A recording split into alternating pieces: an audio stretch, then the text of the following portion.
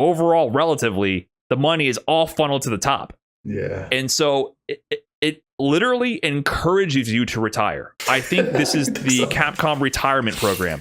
You win the $1 million, and then you may never come even close to 1/10 that money ever again. Why would you waste your time playing? At least we got EWC now too. I think their structure is pretty good. Like the qualification, It has a lot of money, like 50K tournament. So like DreamHack Dallas and Sweden, they each have 50K prize pool.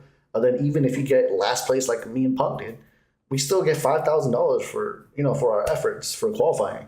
And then the winner got 300K, second place got 2 or 100K. I think that's pretty good. So thankfully, we have more than just Capcom Cup to look forward to, because that'd be pretty rough. I have my concerns about EWC, considering all the political implications, and I know a lot of people have talked about that in the community as well. But I just feel like they're so positioned to buy out Capcom because it's just they're printing money. Like the amount of income, they have no reason to make a return on the investment into esports. They're just throwing money at this. They have infinite more money than Capcom does, who is looking to actually make a return. Like Capcom's business model here is obviously get enough attention on esports so that it drives DLC sales and gets new customers in. But EWC has none of that. They don't care. Like, it's just to build their reputation in the world as like a leading form of leading provider of entertainment, and to build the Saudi Arabia reputation. Yeah. And so the problem is their package is so much better for the players.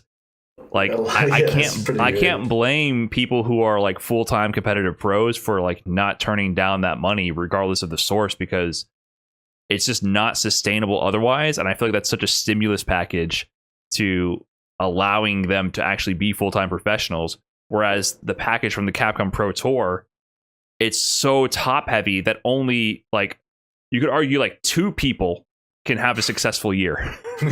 Like second place, it's 100K.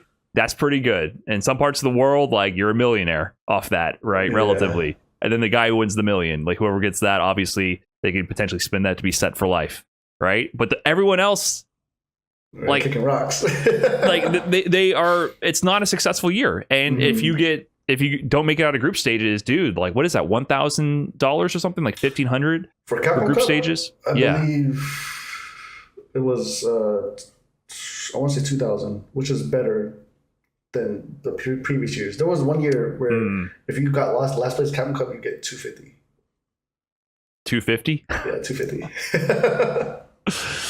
Yeah, so it's just so strange that they have that much money and they put at the top. Because one thing I bring up multiple times is when we're watching, or like I did a lot of restreaming of EWC, and the people in the chat would mention like, oh, who's going to be a millionaire? Like, oh, the $1 million. And I'm like, at no point is there a $1 million prize pool in EWC. No. First place, I think, was 300,000 or 400,000 for that, Shanghai secured. But it still had the brand awareness as if they gave away $1 million. Because I think Capcom's going for like, oh, the $1 million check. Like, someone's going to be a millionaire from Street Fighter. Look at the buzz that generates. But at a certain point, like, you can get close to that and spread out the money and have $1 million tournament, but you're splitting the prizing up. And it's you can still even use that $1 million tagline. Oh, it's $1 million tournament, $1 million in prizing that we split between 30 players. So I feel like they're really incentivizing people to just retire. Like I think we can see more Umas in the future.